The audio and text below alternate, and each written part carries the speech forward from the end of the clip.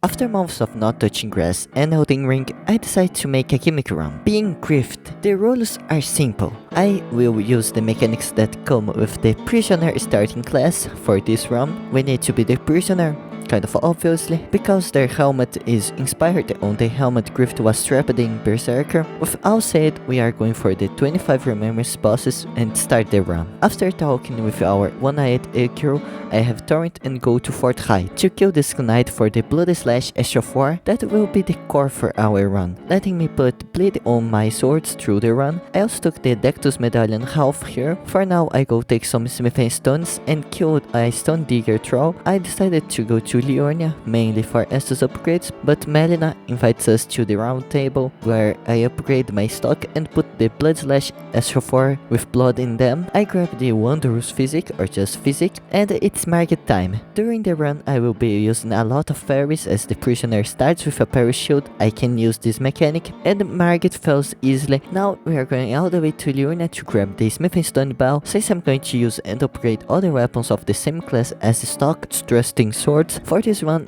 if it's a thrusting sword, I can use it. The Crystallion don't stand a chance, because any air one of us is targeted. Then now we are going to the fourth floor for the other half of the Dectus Medallion. I also take the Academy Key to enter on Higher Lucaria, just to go to the Altus Plateau, because here it's one of my favorite thrusting swords, the Entspur Rapier. The NPC that drops it's a little high level for us, but any death is just a skill issue for me. When I see we got the Entspur Rapier. Then I passed some time just exploring the map. I haven't really played Elden Ring since Night Ring came out, and I really wanted to go around the map just picking things like it was my first playthrough again. But to do anything on Elden Ring, you just need two things, a maiden and a great rune. We already have our maiden, so it's time for Godric. I don't have the status for the Entspur yet, so I use a physic tier called the Dexterity Not tier to meet the requirements, and the plan is to start out Godric, then use the stock bleed. This is going to be the gameplay for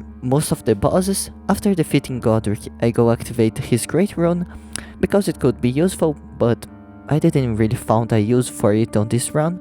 Now we start the 1 hour trying to kill O'Neill to progress Millicent's questline.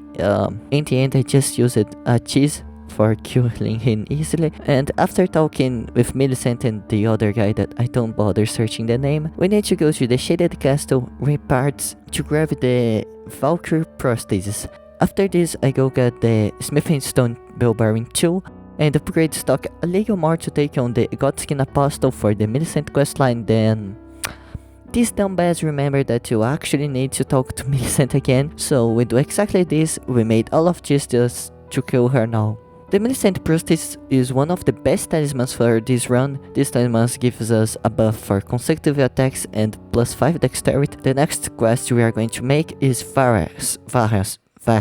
This guy. It takes me to the Altus Plateau to invade Magnus the Beast Claw. Fun fact, you don't actually need to win this invasion to continue Varus' quest, you just need to run out of the fingers he gives to you. A friend said it to me, I never died in this fight. After invading, we need the blood of a maiden, and Malenia didn't want to give us some, so I go to the start of the game and use the Dead Maiden bug to get some. With this, we now have the Pure Blood Knight's Medal that takes us straight to Mog's area. My plan here on this run is to go to the LC as quick as possible. For this, I go around Altus Plateau, picking some Estus upgrades before going to Redon. I also go around the map searching for the physics tiers, and to this moment I haven't put a single point in Vigor. So I use the runes I found on the Mogwing Palace to put something on Vigor, and it's time for Redon to die! Now it's time for me. It was time for me to die. Not Mog. I go to Raya Lucaria, kill Renala for some levels, kill the Draconic Sentinel, enter Lando, and go straight to Godfrey and Morgoth. I tried parrying Morgoth like I do with Margit, but he needs 3 parries and a lot of patience, so I just kill him normally. We go to the mountaintops, and going to the mountaintops lets us grab the immune tier to Nihil.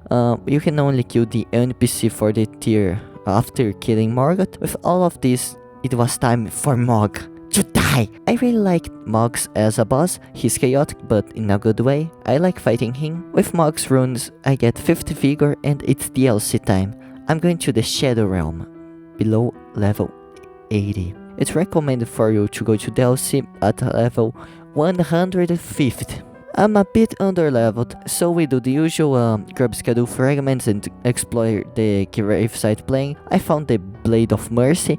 This talisman gives us 20% buff 20 seconds after a critical hit, so it's perfect for a parry build like ours. And after collecting some other fragments, I go to Relana. She can be parried, even though it's one of the most bizarre parry times I've ever seen. She easily takes the Scarlet Rot and Bleed. As my build was getting more crit focus, I go to Volcano Manor for the Dagger Talisman, kill the Godskin Noble, but I get lost and just go back to Renala without the talisman. She's one of my favorite bosses. Everyone says she's just a Pontiff Sullivan too, but I don't feel like this. The spells, the twin moons, she's so different, and most important, she don't clone herself like Sullivan mid-boss fight. Goodbye Relana. Half of my fight was just missed berries, but it was really fun. Now we go kill Guts, or I mean the Knight of the Solitary Gale. I just killed him for fun, but after his armor kind of helped me, you will see. Then I decided it was time for Fire Giant to die! My blood-infused anti-spray rapier destroyed his health bar. It was almost first try, I died, and Scarlet Rot finished the job, but not in time. I just needed one more attempt after defeating giants. We can do the most difficult thing in the world. Touch a woman and be teleported. I tested it happens in real life too. Now is moment to one of the worst boss fights in Elden Ring, the Godskin duo. Those two are not a good duo. I will just skip any further commentary. I decided to activate Morgoth's Great Rune now, and I don't use a lot of Great Runes because I die a lot. With the Godshit duo dead, I go to the Manus Meteor chart, then die 1,000 times on the parkour to drain Shadow Keep, and I actually died so much I decided to fight the Dancing Lion just to feel good. It was a good fight. He's not my favorite boss, but it's okay, you know. Now we grab the third star of today's run, the Frozen Needle. I go kill Commander Neo for the love of killing and opening the Helic Tree for killing Loretta, and for taking an edge of everything we're killing Griffith. I mean the Mimic Deer. After the Mimic activate the things and kill the Regal Ancestor Spirit, back to the DLC, I drain Shadow Keep. We are going to the Sunflower. I'm not killing it yet. For now I'm going to kill the Ancient Dragon Man to access Jagged Peak just for my H8DS, go back to the main game to do Ren's questline and kill Astel. To do this video I'm just resuming my gameplay, and it's go back and forth. For example, I go to the Helic Tree again and explore all the way to you know who, Grace, but instead of fighting her I go to the sewers to kill a Mog just to open a secret path, just to use another secret path to go to the Deep Root Depths. Kill Fia's champions so we can fight for the sacks, and I was in the good mood to killing dragons, so I also kill Placido Sax. His run back gives me Dark Souls 1 nostalgia for how long it is. I don't like fighting dragons in general, so those two fights are just over. For now, we are going to the Ancient Ruins of Howl. I came here for coincidence, but I found a true purpose here. Kill 2 hippos and get their schedule fragments. I prefer not showing you the paths nor most of the collecting, because I think it's kind of boring to say every time oh, I got one schedule fragment, or oh, I got this and that. So don't be mad if I don't talk about how I got lost on half of my playthrough time. Right now I'm heading to Mesmer, but for my satisfaction, I go to Marika's village first and the Finger Ruins. Then I go to the Putrescent Knight. I infuse my rapier with Holy for extra damage and kill him. Using my already Holy rapier, we go to Gaius. I don't like Gaius, being honest. It's a big skill issue, but his dash, moveset, and are all just not all that for me, not even good. I even killed the golden hippo just to pass the time, so we go to the Sunflower just to come to Farazula to kill Malikath, and I made my rapier blood again. By the way, I'm not fighting Malikath with holy damage and moment close, but I might be one of the few that can say Gideon was okay, basically easy. Erwan's stag hand, the Scarlet Rot slowly dries his life, making this fight kind of easy, you know. Next boss fight was Hoyalu. I like this boss fight, but sometimes he gets a little repetitive on the second phase, but you can build his stance to break on your first attack on the second phase. It was fun. Now I took the Crimson Medallion plus 3, thinking it could be used for some time, but I ended up never using it. So I go back to killing avatars and pick the Hereditary Favored plus 2, one of the best talismans when you don't really want to put some more levels on vigor and endurance and just need a little more. I finally grind Chaos until I kill him. I progress a little more on the Fingers quest line, going for the first ring because I started on the second one for some reason. Now we are going to kill Jory to access the Absol Woods. I really like the vibe of this map. You can't use the torrent here, so it gives a kind of Dark Souls swamp vibe. And you can feel real fear here, like it's coming from Silent Hill or some shit like that. But we all know why I'm here. Kill Midria. This boss fight is pure art.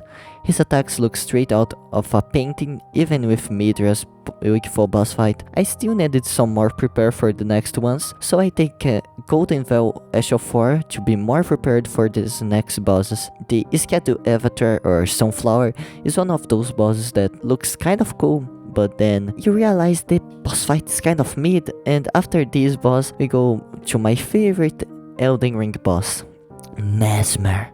This fight for me is the goat of not just the DLC but the entire Elden Ring. I'm not just attacking Mesmer, I'm dancing with this demigod impaler, and one detail I really like is him being left-handed. It gives a different aspect to the fight and his attacks. Each time I fight Mesmer, I feel so good, and dying don't feel so unfair. After Mesmer, it's time to kill Romina, and she has the exact same problem as the Sunflower, a cool design but a mid-boss fight. Now we are starting a climb, a really big one, and it's called defeating... What's her name? Malenia.